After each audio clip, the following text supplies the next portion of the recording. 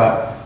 Bagian lahir, diajarin wudhu doang, tapi akhlaknya nggak jadi. Itu bukan murabi. Kalaupun murabi KW semua. Nah, sekarang banyak mulai ngaku-ngaku murabi begitu. Banyak. Pak, kita itu punya standar loh, Pak. Apakah guru-guru kita itu termasuk murabi atau bukan? Standar itu.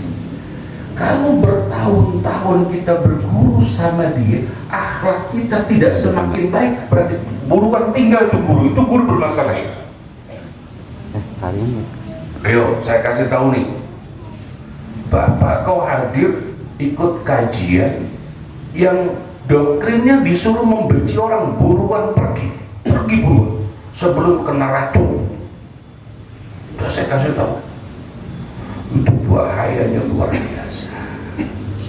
Tapi cara kita punya pembimbing, murabi, guru yang membimbing ruh kita, jasad kita. Ibadah yang bagus nilai ya 2 rakaat apa yang penting istiqomah. Ada ya, kalau bisa nggak usah ketahuan orang itu terus tuh berguru sama dia, terus berguru. Saya yakin batin kita akan apa? Kaya. Jujur, kalau yang sudah punya guru tapi batinnya masih tersisa, tinggalin guru. Ya dong.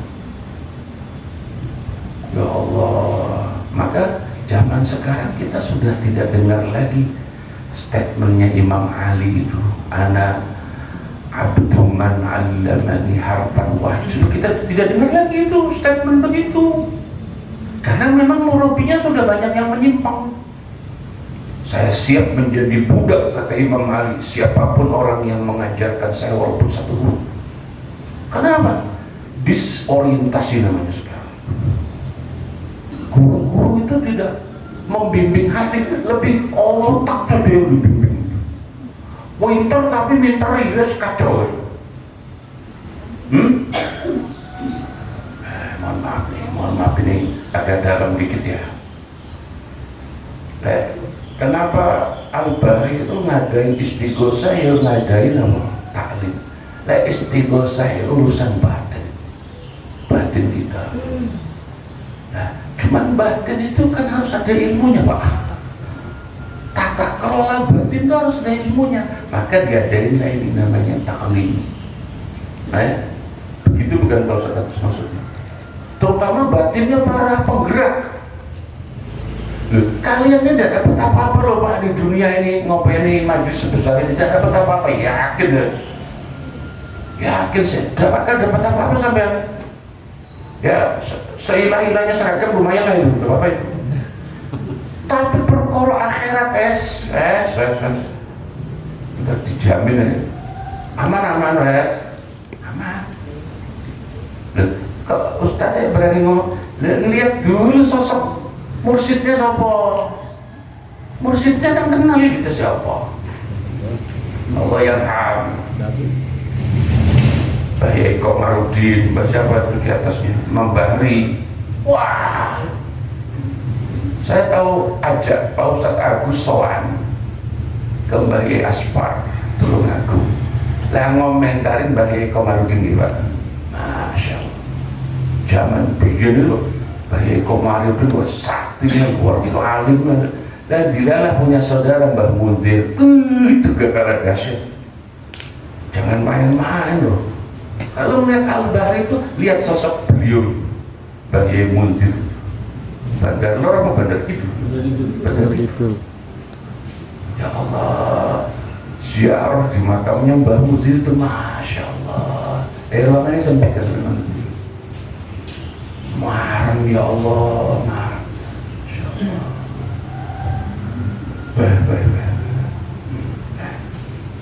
Baik. Kembali. Jadi akhirnya karena yang dibimbing itu hanya otak, setiap hari ngaji bikinnya bak cebok aja nggak kelar-kelar tuh. Ya, air itu habis buat cebok. Terus apa lagi dan berusaha mencari media bersuci yang paling maksimal. Wah, akhirnya tadi dia tidak bisa wudhu kalau airnya tidak besar, dia tidak bisa cebok kalau airnya tidak banyak, karena terbiasa berwudhu, cebok, mandi dengan air yang melimpah. Ketika ada momen kurang, itu menimbulkan was-was loh Pak, asli menimbulkan was-was. Gini Pak, Bapak di dalam perjalanannya, boleh rest area mampir di pom bensin, masuk ke dalam pom bensin, ada air tidak banyak, tidak sampai 2 kula, lepas itunya mati, apa namanya? Biar cara wudhu, cara pipis, cara segala galanya. Jadi nggak itu? Jadi nggak? Ya secara beli di material kan itu paling nggak nyampe 200 liter tuh gituannya tuh, apa namanya, baknya paling 150 liter, berarti kan nggak ada 20 itu ya. Tapi saat kita masuk ke surangan itu, dia tinggal setengah. Gimana kita yang biasa mandi air banyak, gimana? Ragu nggak situ? Akhirnya was-was. Saya tanya sama ibu, jawab ya, jawabnya langsung, nggak boleh mikir. Umpama ibu mau sholat, umpama saya mau nanya doang ini ya, tapi jawabnya nanti bapak-bapak ada pertanyaan lagi. Jawab kompak Bu. Mau sholat, mau wudhu, nggak ada air, nggak ada apa. Sekalinya ada air di gereja, ibu bisa wudhu nggak di gereja? Boleh wudhu nggak di gereja? Jawab jujur. Pak, cuman ada air di gereja, masjid rusak semua. Boleh nggak wudhu di gereja? Boleh. Oh, ilmunya tinggi bapak. Oke, cara bapak mau PAP, air habis, tonggolnya sing muslim habis semua. Sekalinya ada yang punya air, engkau cek itu. Boleh nggak cebok pakai air, minta sama si engkau itu, boleh nggak? Oke, masih gampang nih. Kasihan nanti mulai agak susah nih. Oke, si engkau itu makan babi nggak? Makan. Nah, oh enak kata si engkau babi. Dia kalau makan babi di mana makannya? Pakai piring ya. Kemudian masaknya di mana? Kompor, dikuali. Setelah matang, yang matangnya ditaruh di apa itu? Enggak, jangan piring dulu, boleh itu baskom atau di wadah. Lah kita nggak punya wadah untuk ngambil air cebok, dipinjemin sama si engkau wadah yang biasa buat nampung makanan olahan babi. Mau nggak minjem sama engkau dikasih gituan, mau nggak? Mau. Darurat atau mau aja? Jangan pakai bab darurat, jangan nanti dulu. Jangan nyerah dulu, orang kalau darurat itu orang nyerah namanya. Ini kita modifikasi mengkombinasi antara ilmu zahir dan ilmu batin. Maka baca kelanjutannya ini. Wajahalatan, apa tadi dikatakan itu? Bisiratil awwalin. Rata-rata umat Islam itu nggak tahu sejarah masa lalu, terutama sejarah agamanya. Sehingga kalau diangkat sejarah, dia sering kaget. Oke. Kalau di pesantren saya kasih tahu aja ya, ini pendidikan kurikulum pesantren ya. Itu yang namanya Nurul Yakin, Sirah Nabawi itu wajib. Materi wajib, pasti belajar tarikh tasyrik itu wajib. Kenapa? Biar tahu sejarah agamanya. Saya pernah ngaji, dikoreksi sama orang, terus saya bilang, silakan Bapak koreksi saya, kalau memang saya salah, saya terima. Cuman masalahnya Bapak nggak tahu bahwa dalam Al-Quran itu ada istilah perpu. Tahu perpu nggak? Sama gini, ada 2 ayat yang mirip, walladzina yutawaffawna minkum wa yadaruna azwajai, yang di sana azwajai, yang berikutnya di halaman berikutnya azwajau, wasiyatan li azwaji makan al-ikhraj. banyak ayat lah yang kelihatannya iktirad, seperti bertentangan. Atau ketika Imam Syafi'i mengoreksi kaulnya, yang kemudian punya produk namanya kaul jadid dengan kaul qadim. Jadi kalau Bapak pakai ayat yang sudah direvisi oleh Allah, namanya, kalau kita kan perpu ya, pengganti undang. Kalau sudah ada perpu, maka undang-undang ini nggak berlaku. Yang dalam teori ilmu usul namanya nasakh mansukh. Ada naskhur rasmi dunal hukmi. Saya kira dulu ya. Ini produknya nasakh mansukh. Ada naskhur rasmi dunal hukmi. Ada naskhul hukmi dunal rasmi. Tapi mayoritas dalam Al-Quran itu naskhul hukmi dunal rasmi. Ayatnya masih ada, tapi hukumnya sudah tidak berlaku. Lebih dari 10 ayat yang itu tidak boleh dipakai lagi oleh Rasulullah SAW. Kenapa? Hadis itu sudah mansuh karena turun sebelum amrun bil qital. Selalu tuh komentarnya mufassir. Nah, termasuk, maaf, ada ustadz diundang ke gereja, boleh nggak, Jo? Boleh. Ragu ya? Nah, besok nih mau ada acara Natalan. Barengan sama sini. Barengan sama mana? Sama sini. Oh iya. Saya tanya ini, umpama Bapak diundang ke gereja, boleh nggak? Ya. Bolehnya kenapa? Belum ya. Belum punya ilmunya. Saya jawab boleh aja dah. Kita balik sekarang. Sekarang dalam rangka acara apalah, orang non muslim boleh nggak masuk masjid? Boleh. Lebih kenceng yang kedua ya. Yang dia pakai ayat, makanya nggak boleh. Innamal musyrikuna musyrikin itu najasun, orang musyrik najis, nggak boleh, keluar, roh. Orang Arab yang ngomong roh, terus bubar. Atau kah. Nabi itu pernah negor cucunya, kah. Apa kah itu? Ojo le. Bahasa Arab kita ojo.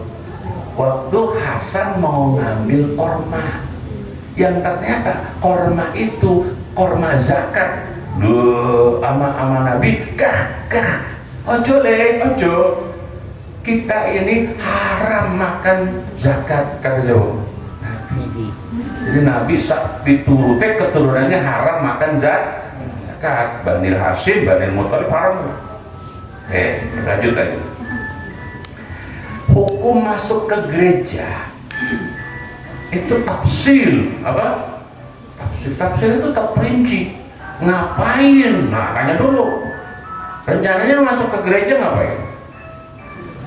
Bisa Ustaz mau foto-foto pas tanggal 25 Desember kan banyak apaan. Nah, kalau sekedar itu hukumnya makruh. Apa, Pak? Makruh. Tapi kalau bakal diundang karena sebagai ketua RT apa segala rupa, maka makruhnya hilang. Jadi apa? Wajib. Nggak ada wajib, nggak ada mubah, apa? Nggak apa-apa. Nggak ada sampai derajat wajib, Pak. Kalau wajib ya dosa. Nah, terus dikasih makanan Natal, seperti ibu berebut ampau di acara cap gome apa sih? Dibawa pulang nggak itu berkatnya dari gereja? Dibawa pulang nggak? Hah? Ya bawa, kecuali kelihatan moncongnya. Nah, penting kita memahami sejarah orang-orang dahulu. Kenapa? Kita cek ya. Wajahalatan karena kebodohan dan ketidaktahuan mereka, bisiratil awwalina dengan sejarah orang-orang terdahulu, wastighraqim dan menghabiskannya al-awwalin jami'al hammi, akan keseluruhan tujuan wal fikri dan pikiran fi tathhiril qalbi pada menyucikan hati wa tasahulihim dan menganggap mudah mereka al awwalin fi amri zahiri pada persoalan toharah zahir. Jadi sahabat-sahabat Nabi termasuk Nabi, ulama-ulama itu tidak menganggap perlu serius kalau urusan wudu secara zahir, tapi wudu secara batin itu yang memang dianggap serius oleh para sahabat Nabi. Jadi maka lahirlah hadis di mana Nabi pernah berwudu hanya dengan secepuk air. Bisa satu ini secepuk kira-kira segini lah ya. Bisa wudu pakai air segini? Awas, ngomong-ngomong bisa terpraktek di rumah nggak bisa ya? Hah? Ini kalau udah pakai begini hindari sunnah, jangan pakai 3 kali. Baru di muka habis. Lewatin semua itu. Apa namanya? Ya yang sunnah-sunnahnya. Langsung wajib apa? Loh, kalau di Timur Tengah pas kita haji atau itu kan sampai pakai semprotan apa itu namanya? Wudunya dah. Ya.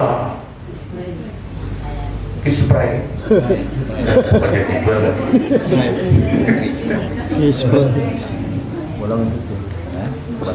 Ya Allah, hatta anna Umar sehingga sampai bahwasanya sahabat Umar radhiyallahu anhu ma'uluwi mansabi beserta tinggi derajatnya Umar yaitu tawaddu'a pernah wudu siapa Umar min ma'i jurrati nasraniyatin. Apa itu? Hah?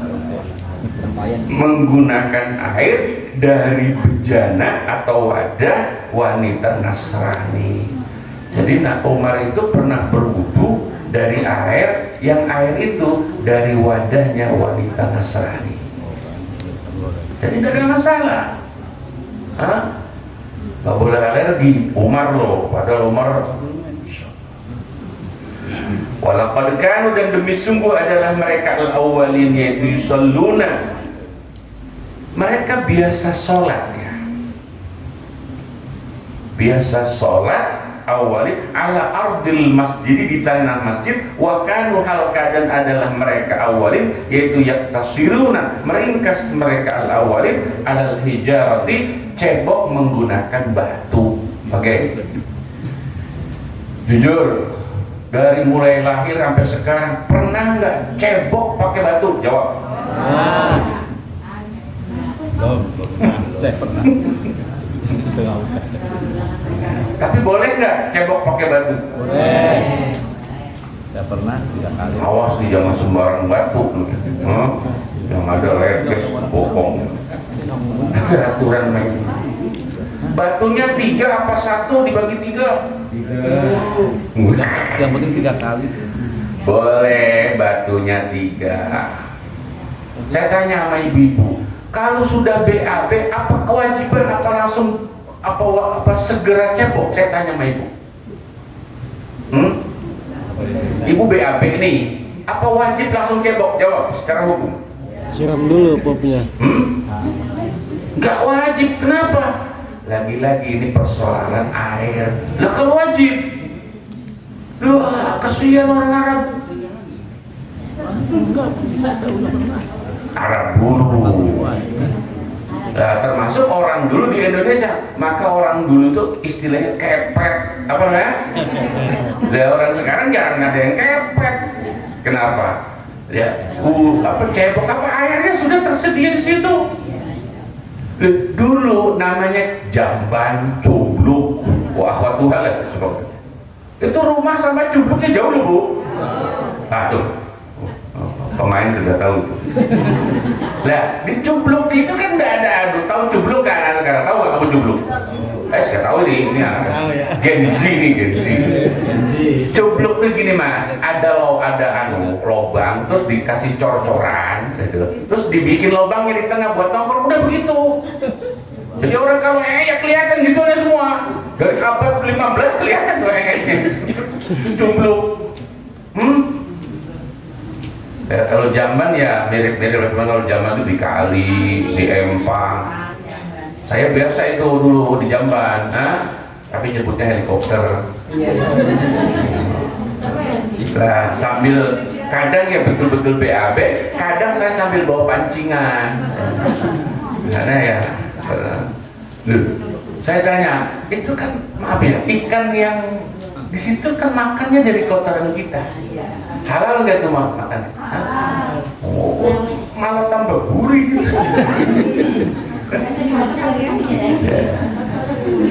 Zaman dulu, ingat nggak di kampung ada namanya dolwah, modal di sawah. Sawah sama rumahnya kan jauh toh. Sempet-sempetan ngobrol ngopi loh, padahal belum kewok kan.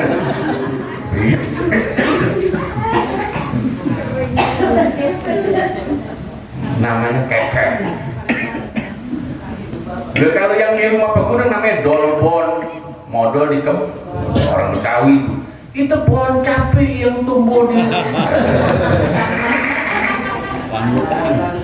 iya, pohon cabai, pohon rambut itu jasanya orang dolbon, modal di. Sekarang tidak ada pohon cabai tumbuh karena sudah tidak ada yang doli, modal nikah. Lagi wudhu si koneng lewat. Mantap ya dong. Bu, lagi wudhu zaman dulu dikali bu, mandi sekali. Pas si koneng lewat, wudhunya sah enggak? Lewat. Bikin gini pak, mohon maaf nih, jangan bilang saya jorok. Enggak. Lagi wudhu si koneng lewat. Gimana? Itu nggak dibikin sah, kecuali itu kali koneng semua baru. Koneng cuma 1-2. Ini yang tinggal di Jakarta kan pasti lu pernah di kampung ngalamin lah ya. Di Kampung Pi masih ada kali loh, saya pernah ke Kampung Pi masih ada kali itu ya. Tapi nggak ada konengnya dulu, udah aman-aman ya. Nah, jadi biasa orang dulu itu karena nggak ada air tapi dia BAB, ceweknya pakai batu terus dia sholat, ya wudhunya pakai tayamum. Itu rasanya gimana pas sujud menurut ya sholat dalam kondisi ceboknya apa pakai batu. Kan kalau pakai batu itu masih ada sisa-sisanya loh pak. Iya loh pak. Iya, karena kan batu tidak sama dengan air, pasti asarun najasanya masih ada itu. Ya, kecuali bapak pakai spion gitu dulu nah. Ya Allah ya Karim. Tuh ada yang guyu, pasti pengalaman. Fakanat maka adalah kesimpulannya apa inayatuhum kesungguhan mereka awalin kulluhum yo semuanya inayah yaitu binadhaqatil batini pada urusan membersihkan batin walam yankul dan tidak pindah an ahadin dari seorang pun minum dari kalangan awalin apa soalun kesulitan mananya atau mempersoalkan andaqaiqin najasati dari lembut-lembutnya najis. Jadi mereka cenderung cuek saja ya, yang penting secara syariat sudah tercapai, pokoknya pakai batu udah ya. Wa qad intahat wallahu a'lam bissawab. Monggo kalau ada pertanyaan sebelum pindah kita ke yang kedua. Baik, kita ngaji kitab yang kedua Sabina aja. Nanti dibaca seorang. Izin bertanya Ustaz, kalau misal nih kita sedang ada di daerah yang memang itu bukan dari mazhab Syafi'i sholatnya, apakah kita ketika wudhu itu harus misal nih mazhabnya itu Hambali, apakah kita kalau misal wudhu itu ngikutin mazhab Hambalinya atau boleh memakai mazhab Syafi'i? Terima kasih. Tahu emang? Tahu kali ini. Jadi perbedaan itu apa sama aja ya. Jadi mazhab Wahabi lah baru. Masih Maliki, Syafi'i sama ya mbak, aman-aman ya. Tapi bisa bedain nggak Syafi'i yang Hambali? Misalnya kaki dulu. Di kampung saya ada namanya Haji Tamim. Itu anak pertamanya namanya Syafi'i, yang kedua Hambali, anak ketiga Hanafi. Saya bisa bedain tuh. Aku ya dia. Jadi sama saja, wong Imam Hambali kan muridnya siapa? Imam Syafi'i. Kalau saya mau ngomong mazhab itu ya, kalau pengajian umum begini saya bilang sama guys. Tapi kalau sudah diskusi hanya berapa orang baru di situ akan saya sebut perbedaannya. Tapi kalau perbedaannya tidak ketoro, Imam Syafi'i itu sering bedanya Imam Malik. Padahal guru itu, Imam Malik loh.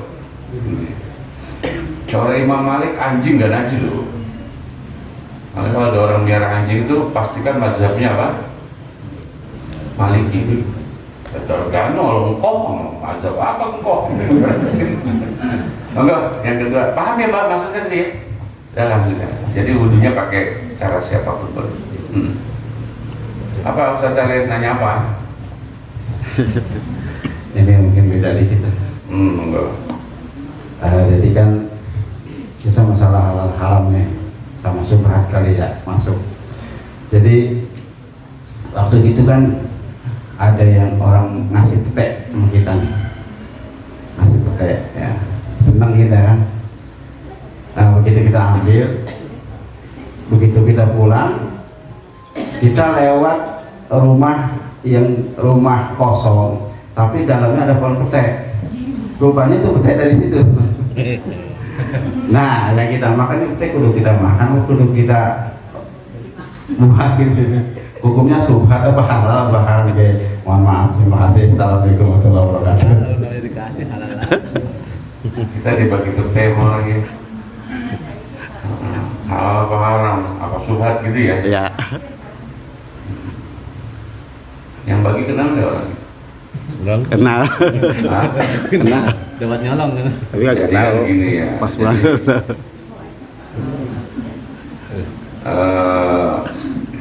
ya kalau petek jelas hukumnya makruh lah ya. Karena ada aroma. Sehingga para ulama akhirnya berinisiatif bagaimana supaya makruhnya hilang, peteknya dikondisikan biar nggak bau misalnya gitu. Seperti pare yang pahit dikondisikan biar nggak bau. Jadi yang ketika baunya petek hilang berarti campur teri.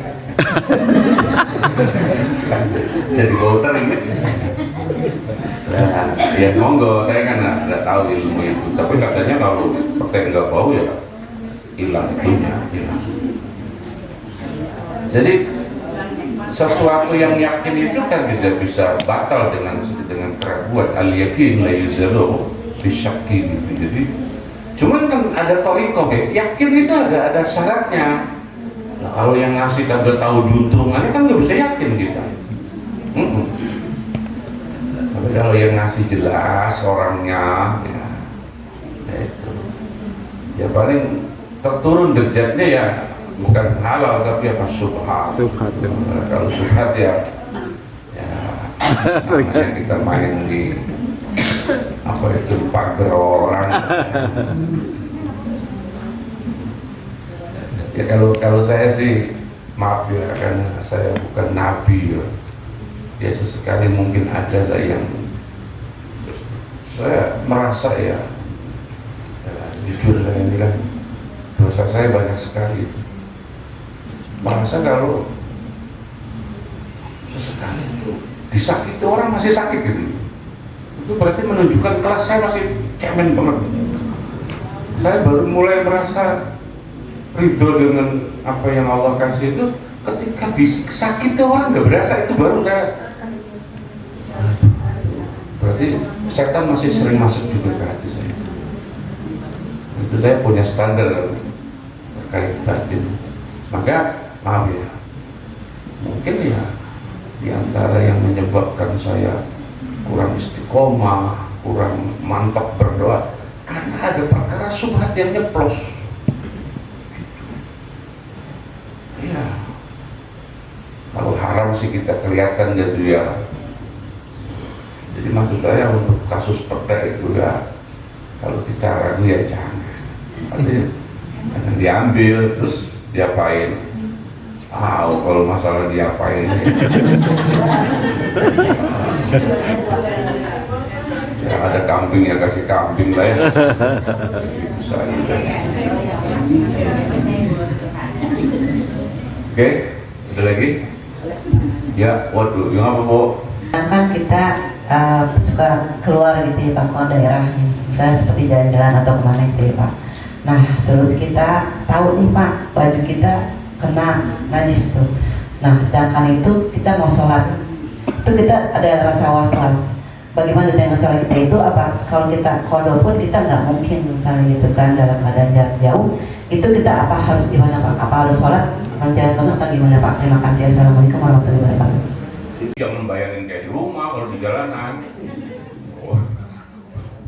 Jadi kalau memang ibu ada najis yang melekat, biasanya mungkin kalau ibu-ibu ya sekitar itu kan, itu kan dicuci aja, ya gampang. Tapi jangan nyamain nyucinya di rumah, nyari besar, nggak perlu lah. Kan ada mekanisme izalatu najasa, terus ada mekanisme cara membersihkan najis. Kalau najis ringan itu najis mukhaffafah dengan cara apa? Rasyil ma. Bahasa fikihnya gitu. Itu Sabina itu yang ngomong ya. Di rasyil ma. Kalau yang mutawassithah jarril ma. Tapi ba'da izalati ainiha. Itu. Maaf Bu, biasanya kalau najis-najis yang umum di jalanan itu kan mungkin ketetesan kencing gitu Bu ya. Itu kan dengan diguyur air saja insya Allah hilang juga. Iya. Nah cuman masalahnya waktu kena kencingnya itu semua baju apa kalau ngompol kan berarti bagian itu saja ya. Boleh lagi Pak Ustaz? Boleh. Kalau kita sholat itu di tempat yang nggak nyaman misalnya, kan ada tuh Pak, kadang-kadang kita sholat tuh di luar daerah tuh nggak nyaman itu. Bagaimana dengan sholat itu? Ada punya perasaan luas, pernah saya sekali itu sholat di daerah Jogja, kandang bebek gitu Pak. Ya Allah, bau banget ini antara kandang bebek sama kita sholat, itu gimana Pak? Terima kasih. Jadi kuburan itu apa? Kuburan itu bahasa kita punya kuburan ulah. Jadi ada orang sholat di ulah najis. Nah, mungkin yang dimaksud itu. Sudah sampai tingkatan ulah najis nggak Bu? Waktu Ibu gelar sejadahnya? Oh cuman ada efek bau saja. Apa-apa, enak, tambah khusyuk. Ada Pak, kadang-kadang miris ya Allah kok tempat buat kalau itu nanti gitu. laporan ke itu nggak ada pemati. Kagak indah banget itu Pak. Ya, tapi gini, maaf Ibu jangan tersinggung ya. Bersyukurlah kepada Allah. Ya Allah, ini ujian buat saya. Mohon bersabar, ini ujian kan aja ya.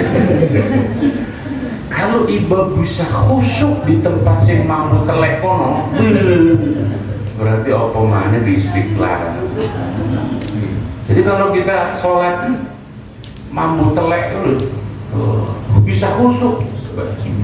Bersyukur ibu dapat langsung diuji sama Allah itu.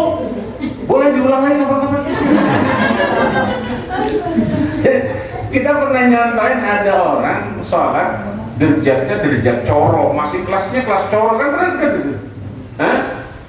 Pada saat yang bersamaan ada orang sholat, seorang ulama di Baghdad itu kasusnya ya.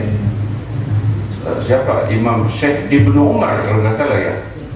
Jadi waktu sholat di masjid dekat pasar, lah masjidnya rubuh. Masya'artus saya nggak merasakan apa-apa, padahal sudah ditimpa Pak. Reruntuhan tembok, ya orang di pasar teriak-teriak ini malah nggak berasa. Nah, kalau kita kan Allahu Akbar ada kecoa, nanti kan keganggu. Nah itu makanya kelas sholat kita masih kelas corok. Ya boleh dilanjut itu ya. Oke, cukup ya. Baca. Monggo.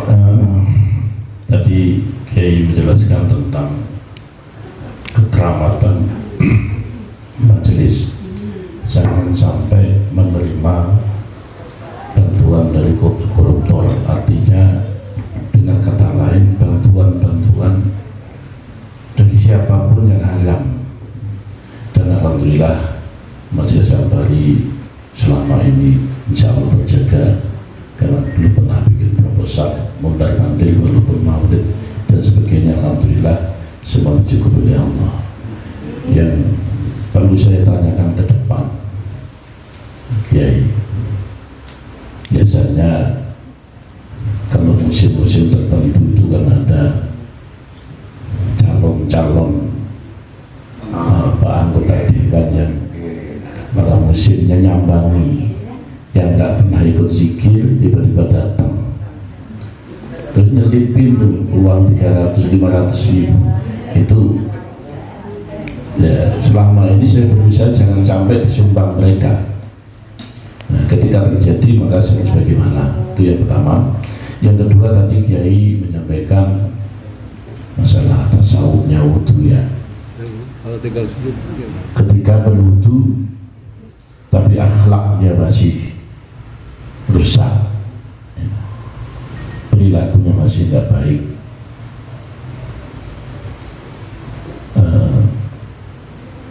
cara mencari uangnya pun juga nggak baik, masih terselip barang-barang haram. Artinya wudunya nggak sempurna. Ketika ada seseorang melakukan itu, atau yang kita kenal dia dan kita tahu betul, misalnya melakukan hal itu, apakah kita perlu menasihatinya atau kita biarkan saja? Ya kita tahu mungkin di antara kita teman-teman kita, ya sholat, wudunya wudu, tapi ada perilaku yang tidak baik dalam hal maisha, pendapatan, ada kecurangan dan lain sebagainya, mungkin tidak bisa betul. Apakah itu juga perlu dinasihati? Atau mungkin saat ini juga minta tipnya, resep dari Kiai, bagaimana wudunya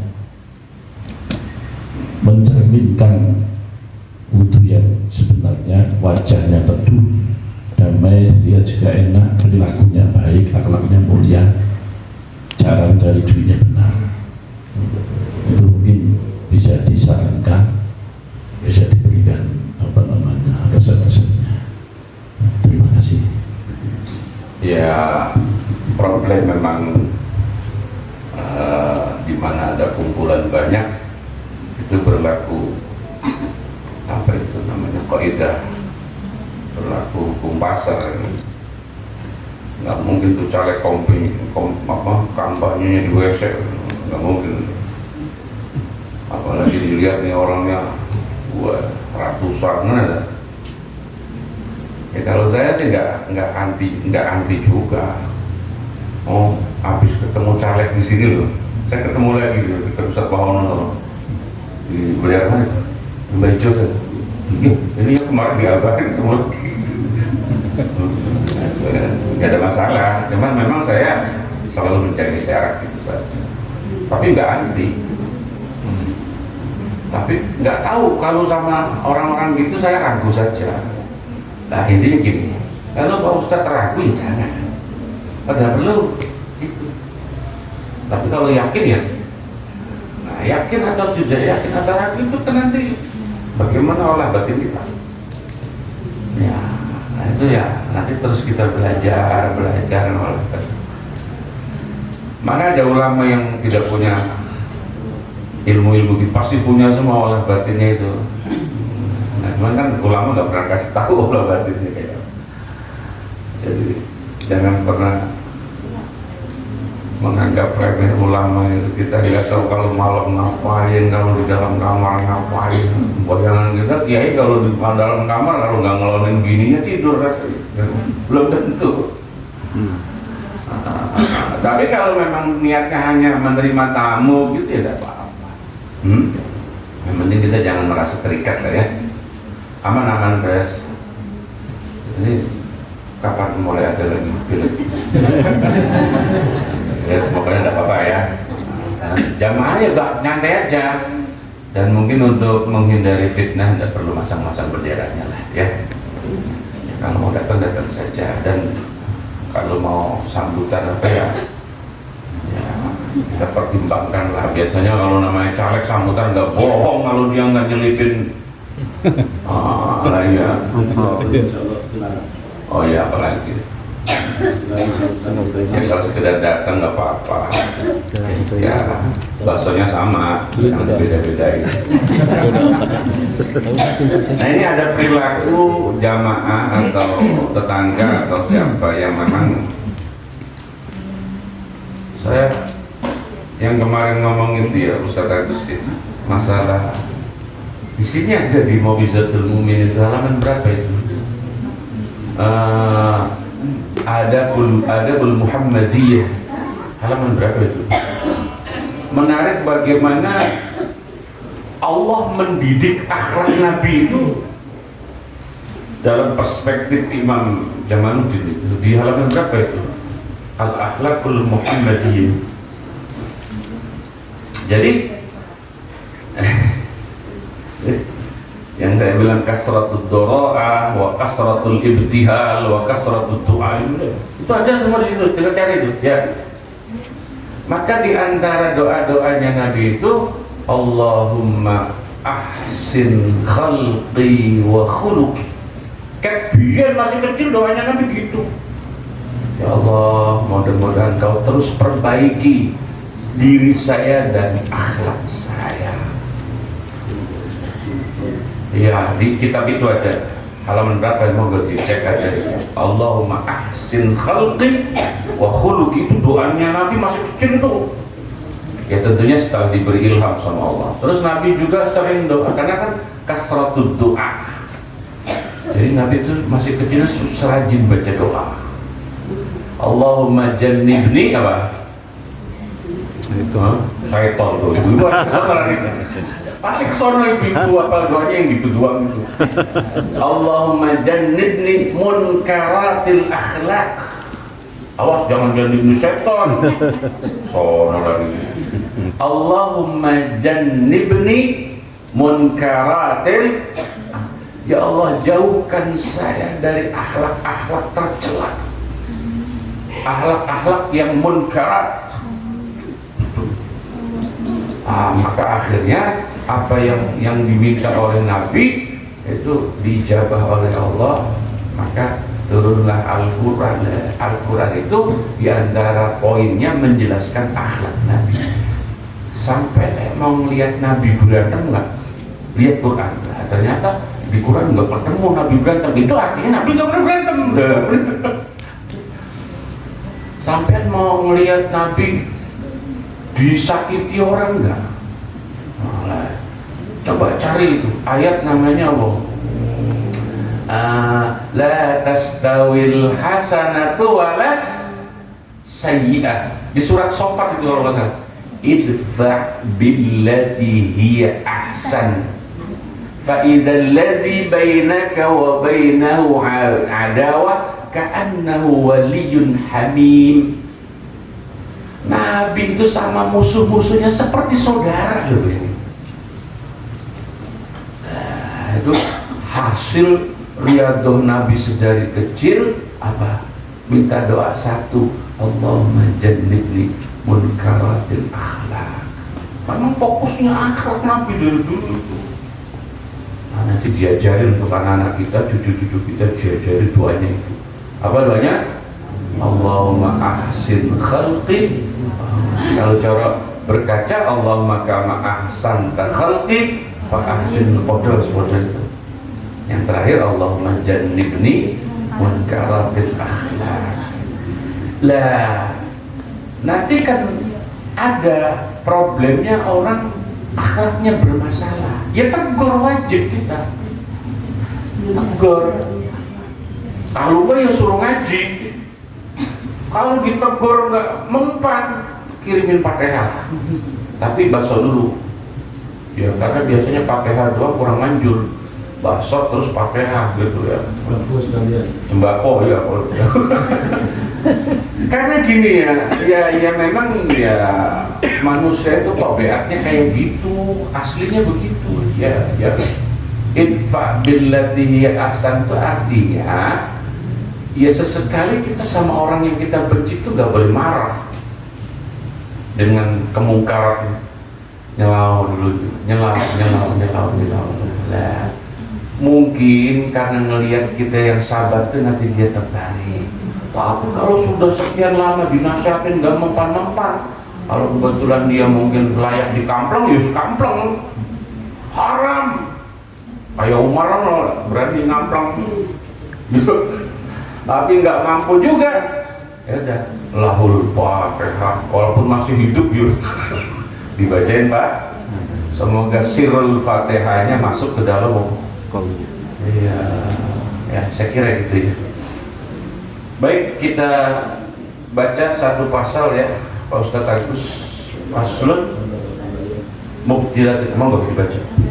Iki iku pasal mubtilatut tayammumi, utawi bila-bila perkara kang batalake tayamum iku salasun telu. Ma'ab tola suci iku barang kang batalake apa ma al-wudu'a ing wudu.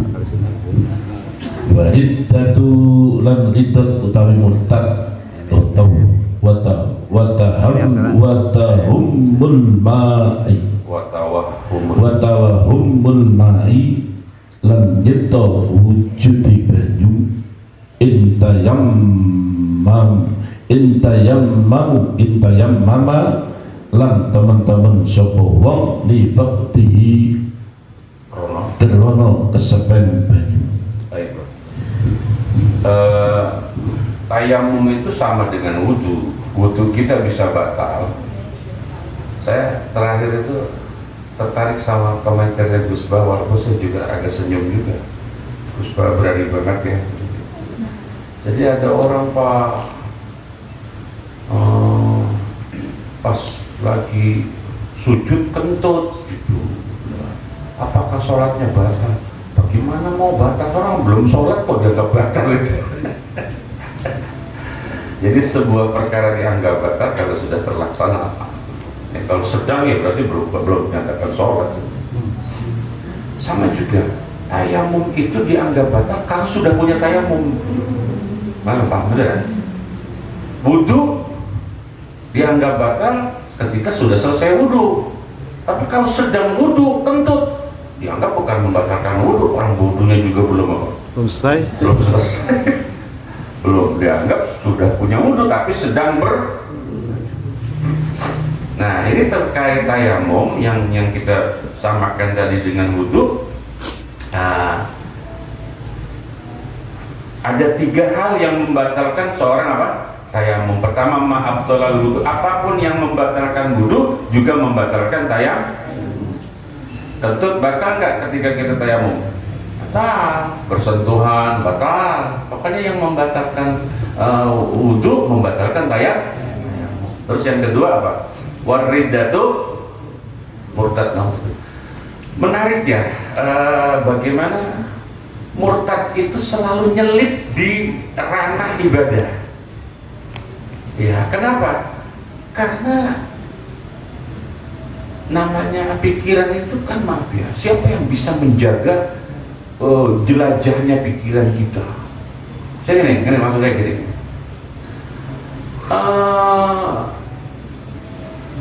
Berdosa enggak Bu? Saya tanya sama ibu.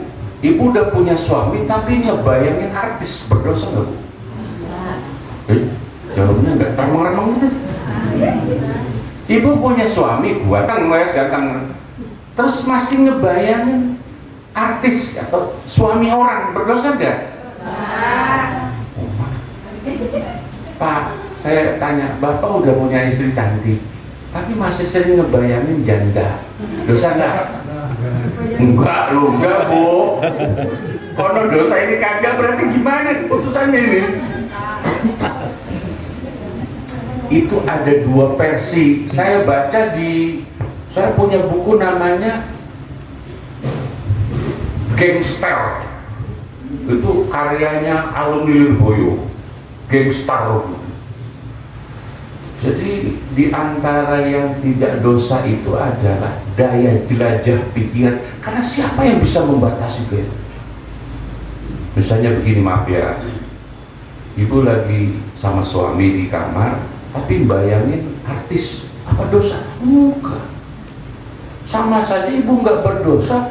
Sami Allahu liman hamidah. Ikan asin pakai sayur lodeh mantap pada. Apa dosa? Enggak dosa. Enggak dosa. Siapa yang cuman memang itulah kualitas sholat ibu.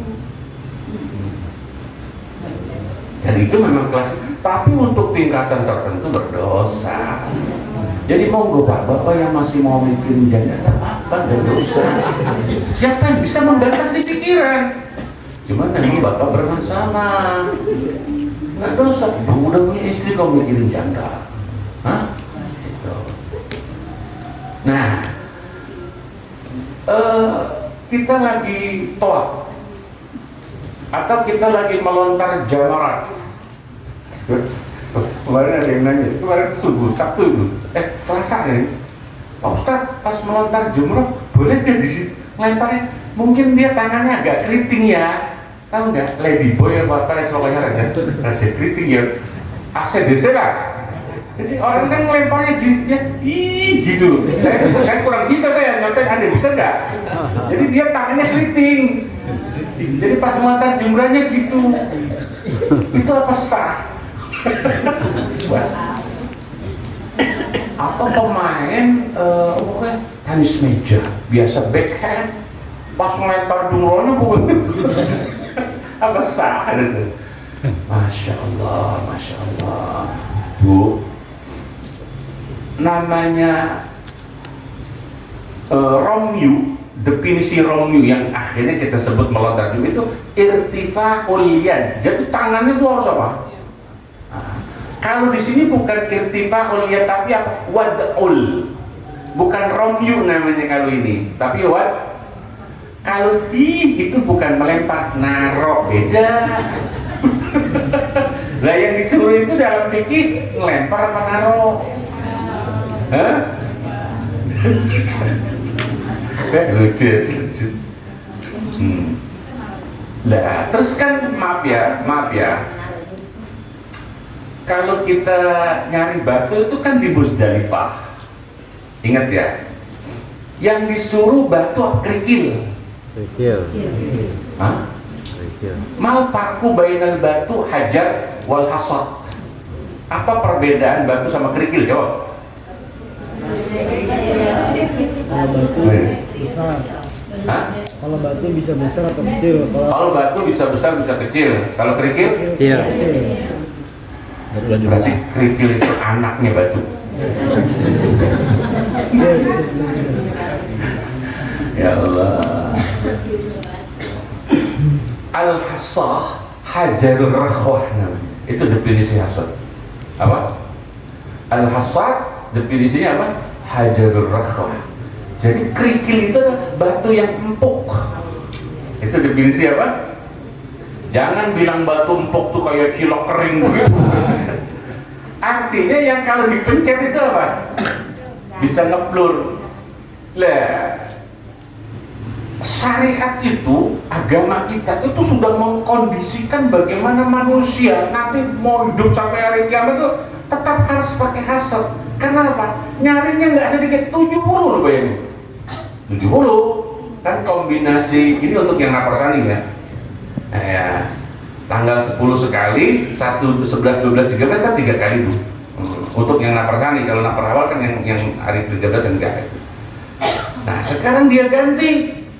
Ya monggo mau ganti atau seterusnya, tapi harus ada ilmunya. Misalnya ketika dia mau ngelempar batunya jatuh, boleh nggak ada sendal jepit gantinya? Nah itu dipertanyakan. Atau melontar jamrah itu kan berarti melempar setan. Lah setannya ada nggak di situ? Nggak ada. Hah? Nah itu daya jelajah dia itu akhirnya oleh syariat dimasukkan riddah. Yang ini ngapain kita ini disuruh gagelin tembok? Wah, kan tembok tuh bismillahirrahmanirrahim Allahu Akbar. Setan masuk. Di antara yang membatalkan apa itu melontar jumroh kita adalah riddah. Karena haji umrah itu kan 98 apa 9 itu isinya adalah ibadah simbol. Kalau imannya kurang kuat nanti bisa bermasalah di sana. Nah, termasuk tayamum. Ini aneh agama ini. Saya kan semalam habis tempur sama istri saya, kemudian kan punya hadas besar. Lah hadas besar itu kan tayamumnya gimana, Bu? Halo? Guling-guling? Kan enggak. Apa? Wajah dan mikir. Ini apa ada yang salah? Ini ngaturnya mas. Kalau wudhu oke lah, wudhu hadas kecil wajah dengan. Tapi sekali ini saya punya junub, oh sama. Nah itu berpotensi murtad. Maka ketika punya perasaan pikiran ini segera astagfirullahaladzim.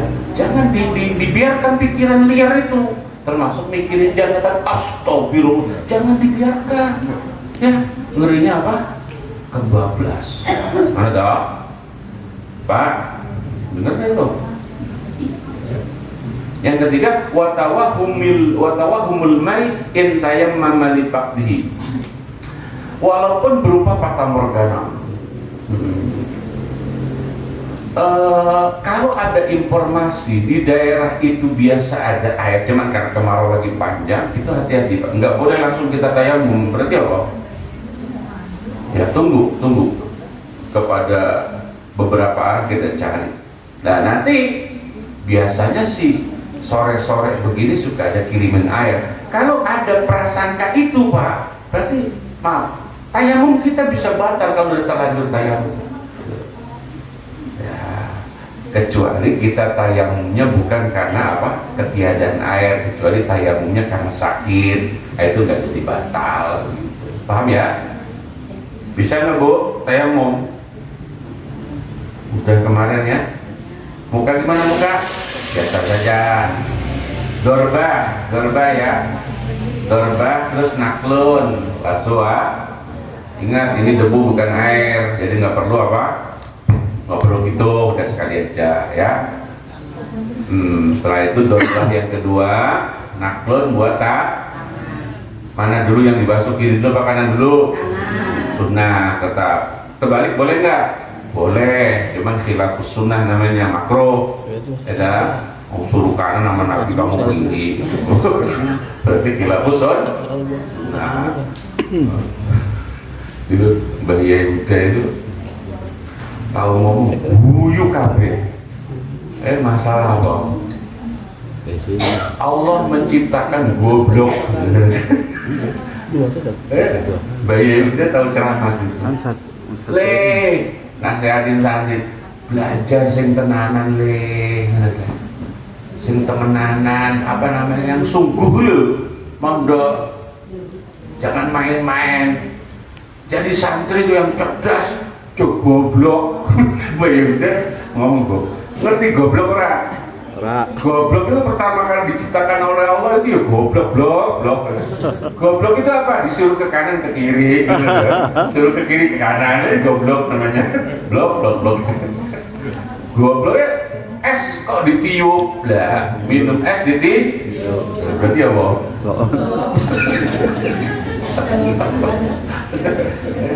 Masya Allah. Ya Allah. Paslon yang akan datang nanti kita lanjut ya. Jadi tadi kitab ini yang mau menyinggung ini sebetulnya secara tidak langsung. Tapi saya koreksi, sebetulnya tidak menyinggung juga. Ketika belajar ini, kuasain ini. Tapi jangan pernah meninggalkan kitab ini. Atau ini doang, ini kagak, itu juga kacau. Jangan belajar ini sebelum menguasai ini, intinya begitu. Nah, ini basic. Ya, apa itu? posisi fikih dan tasawuf. Itu sudah lama komentarnya ulama itu. Fikih tanpa tasawuf itu apa? Hah? Pincang apa buta? Pincang. Fikih tanpa tasawuf apa? Pincang. Tasawuf tanpa fikih buta. Bapak mendingan jadi orang buta apa pincang? Itu artinya kalau nggak mau buta, nggak mau pincang, fikihnya dikuasai, tasawufnya dikuasai. Itu perumpamaan antara ilmu fikih dengan ilmu. Makanya kadongan begitu. Syekh Jamaluddin ikhtisarnya sengarang fikih yang ada tasawufnya, biar nggak buta, biar nggak apa. Cuman ini lumayan memang agak tinggi sudah kitabnya. Ya Al-Bahri ya pantas lah ngaji ini. Nah, setelah ini nanti langsung ganti Ihya Ulumuddin orang mantap res. Saya baru ngaji ini Jumat kemarin subuh itu Mukasyafatul Qulub. Saya tidak tahu ngaji kita dulu. Mukasyafatul Qulub itu yang mirip Mauizah kan, mirip sama-sama Imam Ghazali. Mukasyafatul Qulub sama. Ada kiai meninggal saya disuruh terusin tuh. Nah itu kitabnya Mukasyafatul Qulub. Imam Ghazali. Al-Fatihah. Alhamdulillah rabbil alamin. Ya kana aku ya kana nasta'in salatu Bismillahirrahmanirrahim. Alhamdulillah rabbil alamin. Allahumma shalli ala sayyidina Muhammad wa ala ali sayyidina Muhammad. Allahumma anfa'na bima 'allamtana wa 'allimna bima yanfa'una. Nas'aluka ilman nafi'an wa 'amalan mutaqabbalan wa rizqan halalan katsiran wa wasi'an mubarakan ya arhamar rahimin. Sallallahu alaihi wasallam Muhammad wa alihi wa sahbihi wa baraka wa sallama. Walhamdulillahi rabbil alamin. Minta maaf. Assalamualaikum warahmatullahi wabarakatuh.